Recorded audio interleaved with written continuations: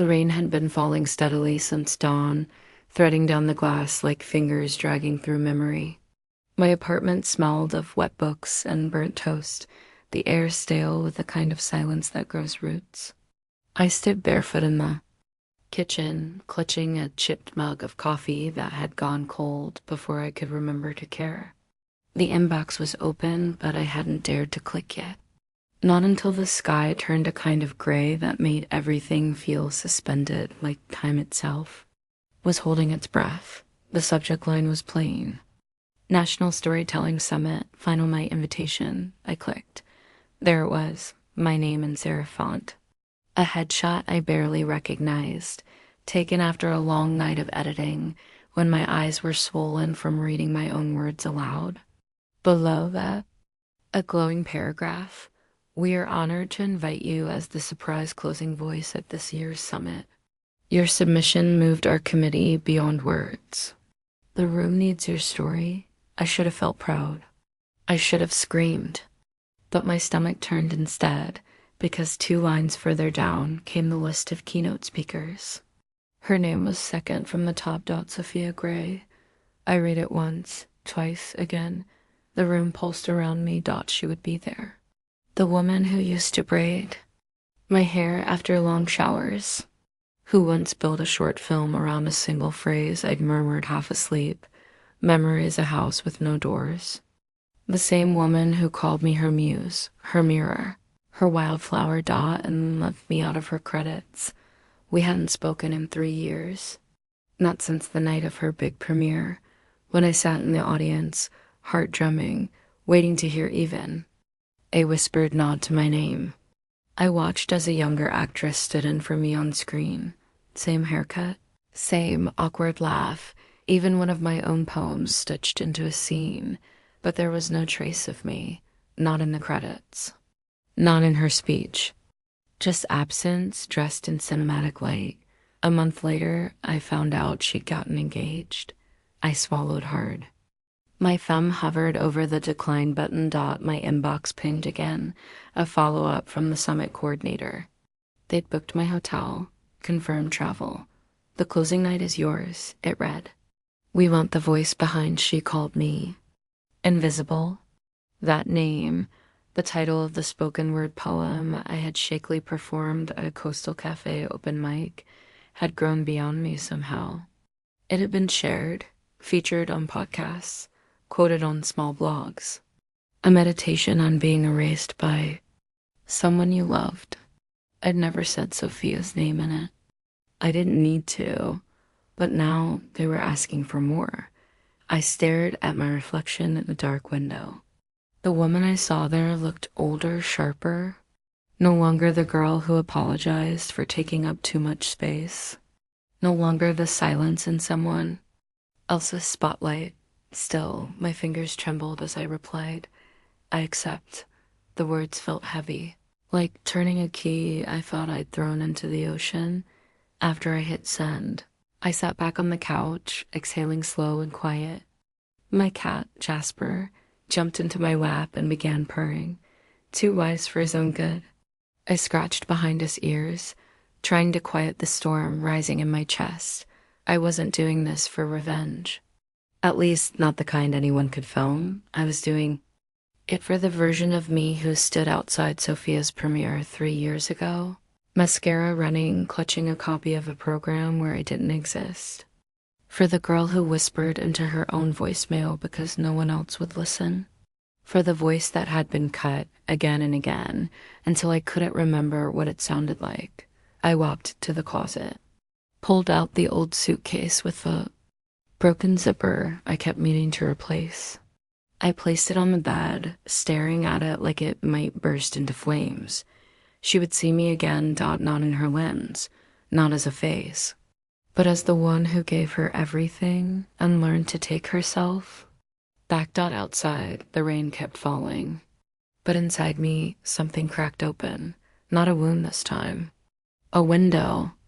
5 years ago, I was living in Portland and bleeding heartbreak into spiral-bound notebooks. 26, broke, wandering the in-between spaces, library corners, used bookstores, bus stops under flickering streetlights. I scribbled half poems in the margins of travel books I couldn't afford, letting strangers' words cradle mine. I thought I was healing. Then came Sophia. We met at a local film workshop. I was there for a free seminar on storytelling structure, lured by the promise of stale coffee and creative energy. She arrived late, carrying a canvas tote full of vintage lenses, a black linen shirt slipping off one shoulder. Silver earrings swayed as she spoke, and every word sounded like it belonged in italics. When she sat beside me, I could smell bergamot, an old paper on her skin. She looked at me like I was already part of her project.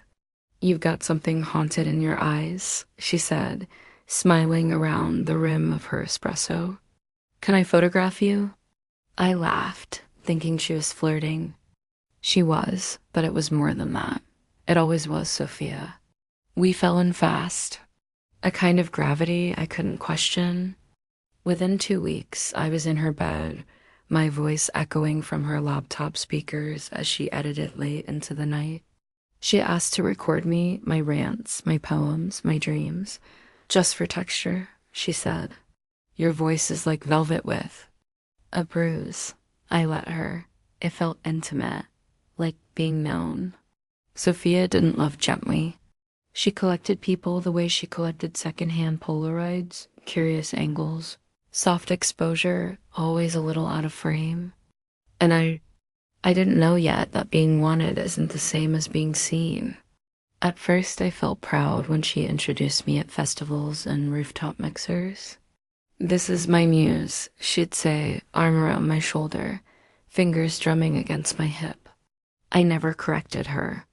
I should have. She called me her ghostwriter the first time I offered to help shape a voiceover in her documentary. I had rewritten it late one night while she slept beside me, mouth slightly open, dreams twitching at the corner of her lips. My edit was sharper, more vulnerable. When she read it, she paused. Then she laughed. "You're so good at making things sound like me," she said, "but you know that's not your voice, right?" "You're channeling." I laughed too. At first, I was in love. And love, I told myself, meant letting her shine.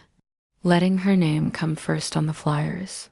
Letting her talk about her solitary creative process to her producers while I picked up takeout and paid the electric bill. Little by little, I began to disappear. My friends drifted, weary of the way I canceled coffee dates last minute, or looked at my phone like a leash. My poems turned to fragments, then silence. Sophia liked the quiet. She said it gave her space to listen for the truth. Her studio apartment became my world. A single long window, a mattress on the floor, a bulletin board littered with storyboards and notes written in Sharpie. I used to pin little messages there too. "Today you smiled in your sleep." It broke me a little. She never mentioned them. I brought her coffee every morning, sat quietly while she edited, helped choose fonts and transitions. My voice still lingered in the background of several of her scenes, just out of focus, asking questions, laughing softly, murmuring lines she later re-recorded with actresses. Once, I asked her if I could be credited, even just under additional writing. She blinked slowly. "You inspire me. But that's not the same as creating." She kissed me after she said it, and I let her, because it felt easier than pushing back. Because somewhere along the line, I'd started believing her, that I was raw material. A voice, not an author. The breaking point wasn't cinematic. Number. Big argument, just a sentence in an interview. I found it in a glossy magazine tucked between features on rising directors and indie darlings. Sophia Gray on capturing authenticity. This film is entirely autobiographical. Every word is mine. I read it 3 times. My fingers went numb. I sat on the floor beside the radiator, that sick heat rising into my skin as my breath shortened. I felt like I was disappearing from the inside out. That night, I brought it up gently, left the magazine open on the table, my fingers resting. On the quote, she barely looked up from her laptop. "Why are you being like this?" she sighed. "You're being possessive." I wasn't. I was just trying to be real, to be seen. But Sophia was already editing the next thing. She closed her laptop and walked over, tilted my chin up and looked at me like I was a sad song she still liked. "Baby, don't ruin this. We're artists. We borrow from each other. That's what intimacy is. That's what collaboration is." I wanted to scream. Instead, I whispered, "But you didn't borrow. You took." She kissed me hard. I didn't kiss back, but I didn't pull away either. Still, I stayed. Because I wanted to believe that love was enough. That I was enough. That maybe someday she'd write my name beside hers. That she'd remember who held the flashlight while she found her way. I didn't know yet that silence is a kind of death. That when you stop writing, stop speaking, stop asking, you become the ghost in someone else's story. And she never liked haunted houses. The premiere was held in an old theater on Belmont, the kind with velvet seats that still creaked when you sat, and chandeliers that cast soft golden halos on everything below. Sophia had been buzzing for weeks, fluttering between interviews, last-minute edits, and calls from distributors. I was the quiet rhythm behind her chaos, brewing late-night tea, reviewing cuts frame by frame, reminding her which transitions worked better with silence than score. She insisted I be there. Front row. "You belong in the heart of it," she said, adjusting the lapel of my jacket like we were on the same team. And for a flicker, I believed her. I wanted to. I wore navy, soft wool, a dress that made me feel like the best version of the woman she had shaped with her attention. My fingers trembled all night, and she took them in hers before the lights dimmed. "You're going to see yourself in this," she whispered. "Try not to cry." What she didn't say was which self, which version of me she'd kept, which ones she'd thrown out. The screen came alive. Her logo, a slow fade into the city skyline. I braced myself, heart open, foolish, and there I was. Sort of a character, thinly veiled, pacing her apartment, reading aloud lines I remembered writing on the back of an electric bell. "Memory is a house with no doors," she said, just like I had whispered one night into Sophia's neck. The scenes were our life, but rearranged, stylized, as if everything we lived had been just a storyboard to her. The real moments, the ones that bled, were twisted into symbolism or used for texture. The actress playing me had freckles and long auburn hair. I don't have freckles. I don't wear floral dresses. But she smiled the same crook smile I had when Sophia used to film me in the morning light. I remembered the exact moment. I remembered the way Sophia's hand lingered on my face just before the shutter clicked out when the final scene faded to black. Applause thundered around me. The theater pulsed with it. People rose to their feet. Cameras flashed. Sophia turned and pressed a kiss to my temple like it was part of the performance. And then the credits began, dot line after line. Producers, consultants, cinematographers, sound editors. Every assistant she'd ever worked with, but not me. Not underwriting. Consultant, not under inspiration. Not even in the special thanks. The screen faded, and I felt it like a knife under the ribs. Not sharp, just slow and deep. I reached for her hand, but she was already standing, already laughing with a man from Netflix, waving to someone across the aisle. I stayed in my seat long after the lights came up. A woman in a floral scarf complimented me on my earrings. I nodded, hollow. The air smelled like champagne and perfume and something sour beneath it. Betrayal, maybe. My ears were ringing dot by the time I found Sophia. She was in a circle of producers, a glass of rose in hand, her other hand on the shoulder of a tall woman with pale blonde hair and a face I'd never seen before. She leaned in and kissed her cheek like it meant nothing, or everything. I stood in the shadows and waited. I think part of me hoped she'd notice, that she'd turn around, that she'd say, "Oh my God, I forgot, I'm sorry. It's a mistake. You were supposed to be there, Dot." She never turned. Later that night, back in her apartment, I sat on the edge of the bed while she changed out of her dress. She looked radiant, drunk on success, her skin still glittering under the bathroom light. I waited until she pulled her hair up and leaned into the mirror. "You didn't credit me." She paused for one beat, two, then went back to fixing her lipstick. "You know how this works?" she said lightly. "We borrowed from each other. It's not linear." "That wasn't borrowing," I said, my voice barely above a whisper. "That was my life, my words. You took them, and you knew it."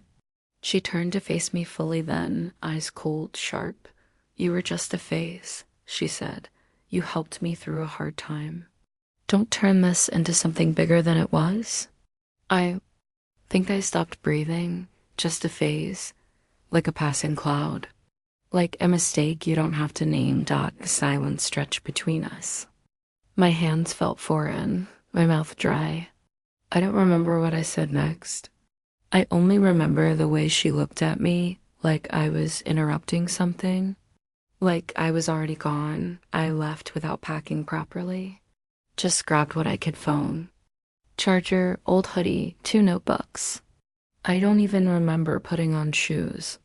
I drove through the city in a daze, headlights smearing into white noise. At 3 a.m.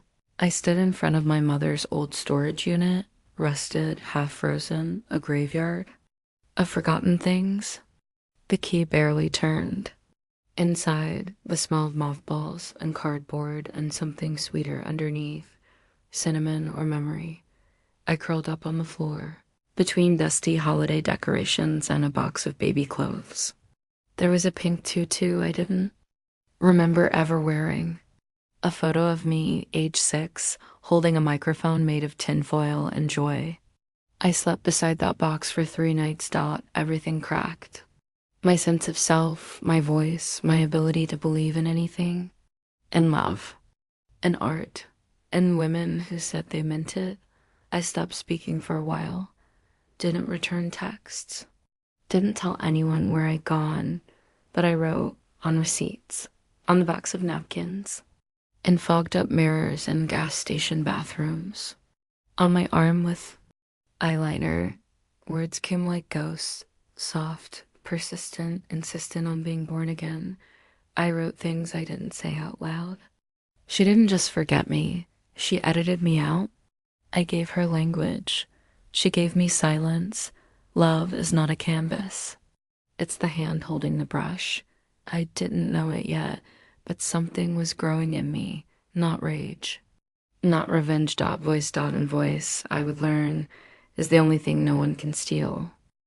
I didn't plan on ending up at the edge of the world, but the Oregon coast felt like a place people disappeared to when they needed to come back to life.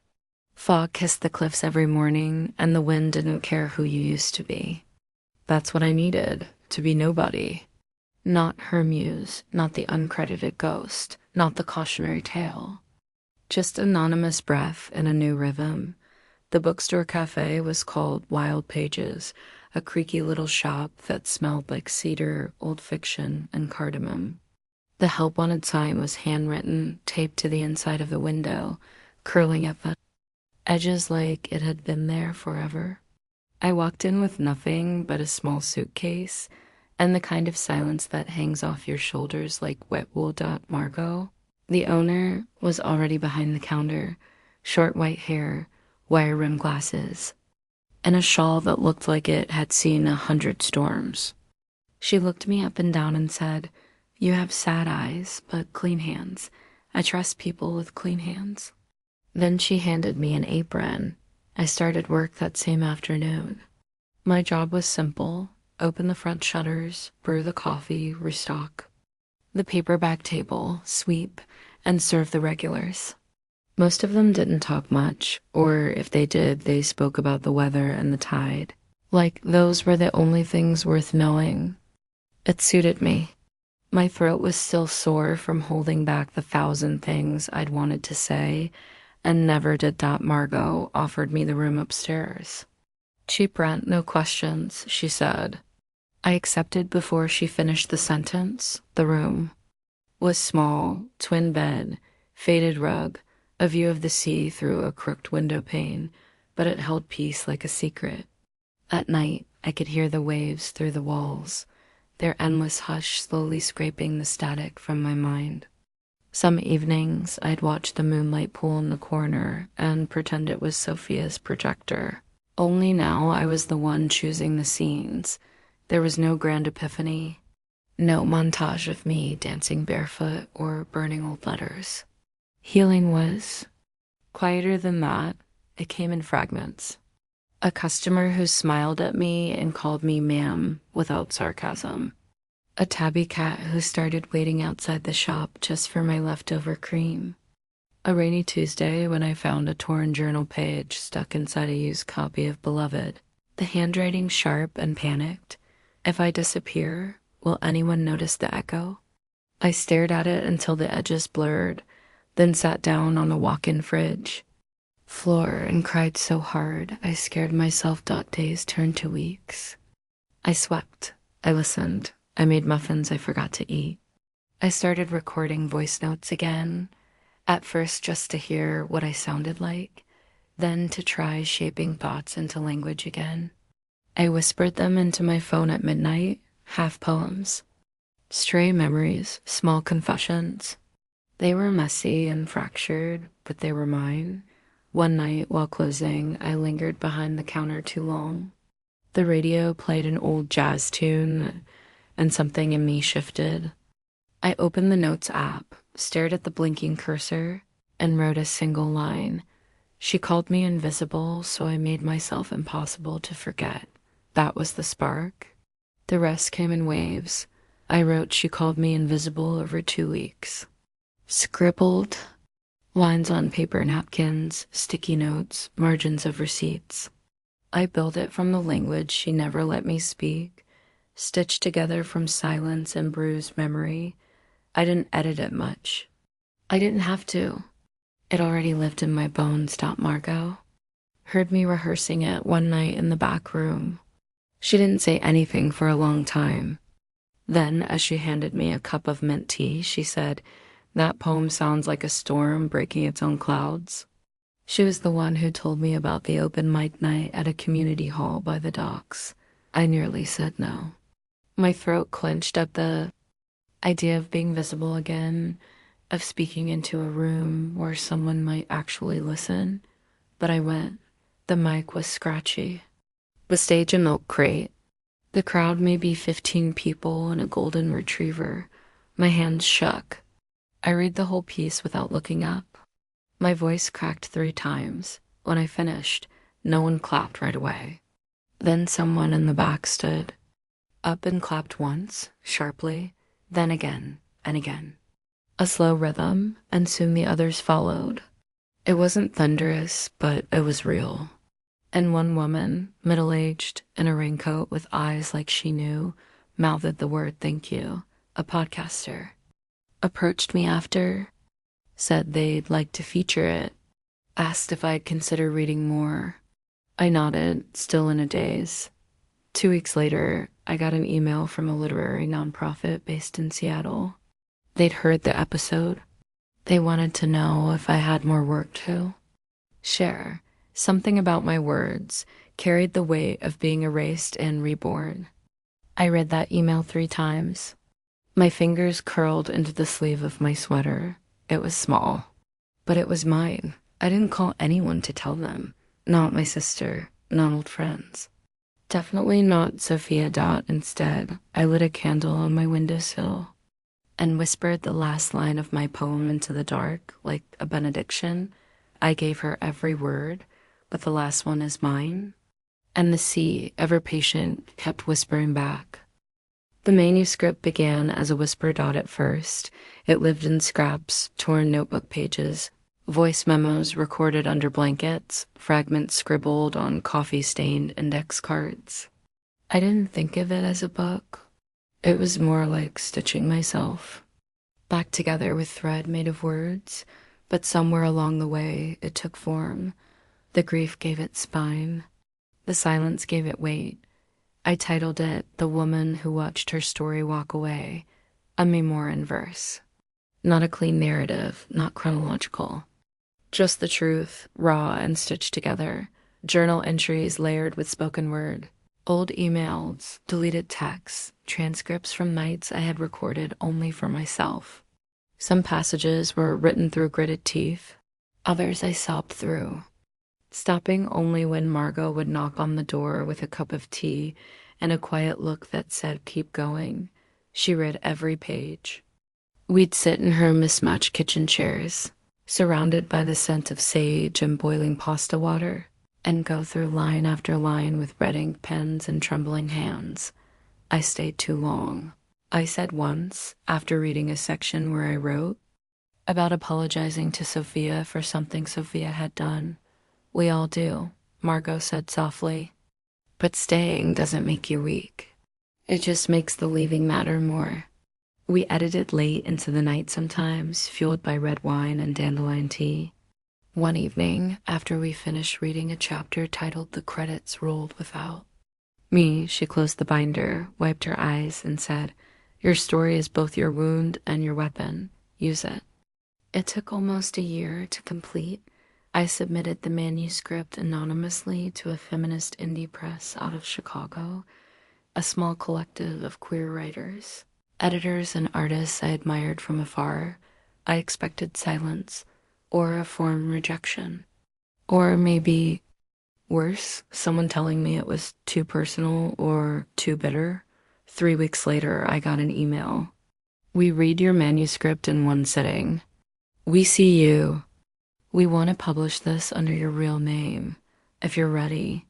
I stared at the screen so long that Jasper jumped into my lap, annoyed by my stillness. I pressed my hand to his back, felt his steady purring, and replied with one line.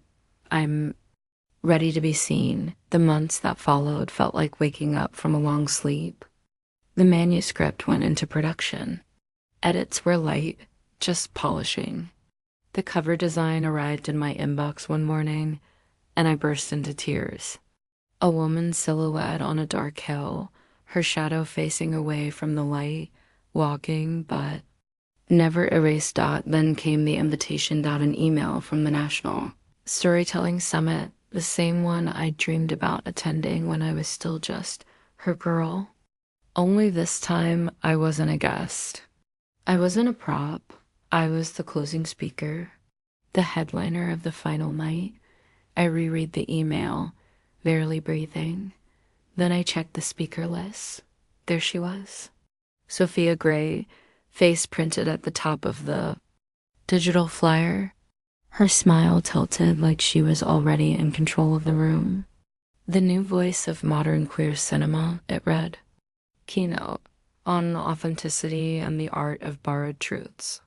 I laughed out loud, not bitter, not broken, just amused. It was so perfectly ironic that it felt like fate had a sense of humor after all. I didn't plan revenge. I didn't need to. I had the truth. And this time, the story was mine to tell. I had a charcoal suit tailored for the event, not flashy, just precise. Clean lines, soft shoulders. I wanted to wear something that said, "I belong here now." Beneath the lapel, I had a hidden detail. Stitched into the lining, my mother's wedding veil cut into a delicate trim. A symbol of beginnings, but also of breaking free. And I had a necklace made, a small silver olive branch resting just at the collarbone. Peace, not war, but still rooted. Still strong. The night before the summit, I sat alone in my hotel room, staring out at the city skyline. Somewhere Sophia was preparing too, maybe rehearsing her speech, maybe sipping champagne, maybe not. Even remembering what she'd done, I didn't care. I wasn't there to be remembered. I was there to speak to the woman who watched her story walk. Away was launching that night, copies lined up at the Summit bookstore, pre-orders already climbing. There were whispers on social media, a buzz from the nonprofit world. Someone had even called it a reckoning disguised as art, but I didn't need accolades. I needed that stage. I needed the microphone, the spotlight, the silence before the first word. I thought of all the versions of me Sophia had captured on film and frames and sound bites. All the pieces she'd taken without asking, edited until they fit her narrative. I'd let her. I had stood in the wings and called it love, but this was not her stage. This was mine. Margot had sent me a text that morning. Remember, my dear, speak like no one can cut you out this time. I smiled. I opened my notebook and read the opening lines of my performance aloud, letting the words settle like stones. My name was not in her credits, but my voice stressed her dialogue. My breath filled her pauses. I was the echo she built her empire on. I didn't flinch this time. My voice was steady, and I knew deep in my ribs, deep in my bones, that she would hear it, even if she tried not to look at me. Even if she left the room, it wouldn't matter, because this time there was no camera to cut me out, no script to rewrite me, no director to say, try that again, but quieter. I was the woman who watched her story walk away, and then followed it, and then wrote it down, and now I was ready to speak. The summit was held in a theater of glass and gold, the same one Sophia once stood in like a deity, arms outstretched under spotlights, praise circling her like perfume. I remembered the way her heels had clicked against that marble floor, the way people had leaned in when she spoke, like her voice alone was scripture. Now it was my turn to enter. I arrived through a side door, early enough that no one noticed me. I wanted it that way. I wandered the venue before the crowd arrived, ran my hand along velvet curtains, felt the grain of the podium, stood beneath the great chandelier in the lobby that always reminded me of dripping diamonds. Everything gleamed. But it was no longer hers, not tonight. I kept to myself until the first panels began. The program was thick with buzzwords, intimacy, authenticity, collaborative narrative. Her name was printed in bold on nearly every page. Keynote speaker, Sophia Gray, award-winning filmmaker, voice of a generation. She entered just before her session began, dressed in bone-white silk, all angles and elegance, her hair tucked into a sleek twist. A ring sparkled on her finger, and a tall woman in navy, clearly her fiancé, walked beside her. Cameras flashed. Someone called her name. She smiled wide. She didn't see me at first, but as she made her way down the center aisle, waiting like royalty, her eyes passed over me, once, then again, slower. The smile faltered. Her steps paused. I didn't look away. She tilted her head, almost imperceptibly, the way you do when you see something you weren't prepared for, something you thought you buried. Her fiancé leaned in to say something, but Sophia didn't respond, not right away. Then she turned back to the cameras and kept moving. Her panel was exactly as I remembered her performances, polished, elegant, hollow. She spoke in circles, metaphors, fog-thin phrases that sounded profound until you really listened. We're all storytellers borrowing from each other, she said. Art isn't owned, it's shared. My work comes from the women I've loved, the moments I've survived, the ghosts I carry. It's not theft, it's emotional collage. There were murmurs of appreciation, heads nodding. I could practically hear the hashtags forming. She never said my name, but she said enough. I stayed in my seat, hands folded in my lap, calm, grounded, while her fans buzzed around her after the talk. I slipped away, back to the green room where my manuscript rested in a velvet box and my suit waited on its hanger. The final night was sold out. Cameras lined the back wall. Microphones dotted the front. There was a quiet hum of anticipation, the way people sound when they know something real is coming but don't know why. I wore the charcoal suit, crisp, understated. The olive branch necklace rested just below my throat, catching the light like silver fire. Margot had mailed me a note with it that read, "You don't need armor. You already survived the war." The MC took the stage. Read the final introduction slowly, deliberately. Our closing speaker tonight is a storyteller whose words have quietly carried thousands. Her book, The Woman Who Watched Her Story Walk Away, has become a touchstone for those who felt unseen. Please welcome ... double quotes my name, out loud, no hesitation. No footnote, applause rose. I stepped into the light. And for the first time in years, maybe ever, I didn't shrink. The microphone was warm beneath my hand, my breath steady. I scanned the crowd and saw her, sitting near the front, hand on her fiancé's knee. Her eyes were narrowed, studying, preparing. I smiled. Then I began. My name is not in her credits. But my words dressed her films. My breath filled her dialogue. I was the voice behind the voice, the ghost behind the glass. No one moved. No one spoke.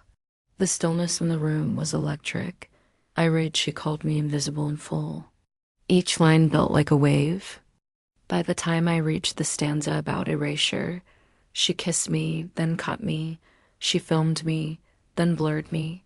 She borrowed, then buried. I saw the shift. People leaning in, some mouths hanging open. A few tears already glimmering. And then, without a word, I turned toward the screen behind me, clicked the remote. A projection bloomed into life.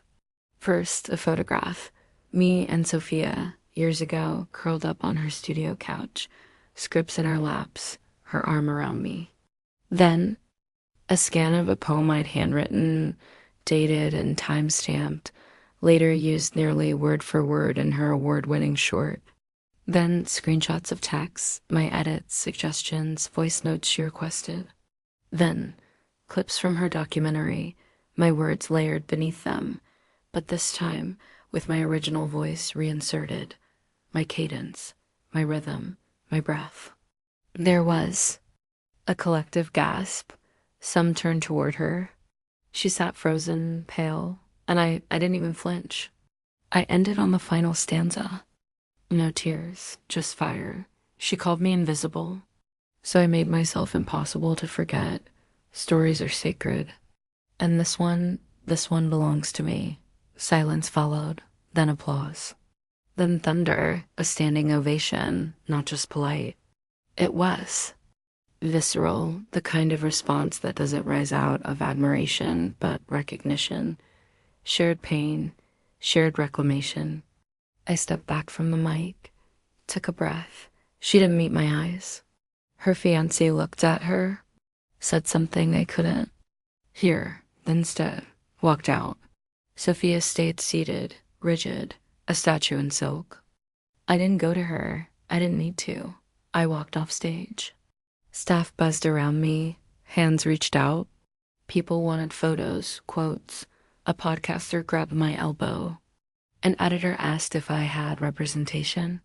But the only person I looked for was Margot, standing by the side door, holding a bouquet of wildflowers wrapped in recycled book pages. She smiled like a secret. I hugged her, finally letting the tears fall. "You did it," she said into my ear. "No," I whispered. I ended it. My book sold out within the hour. But that wasn't the victory. The victory was a woman in the third row who found me afterward, her voice trembling, her hands clasped over her heart. She said, "I thought I was the only one.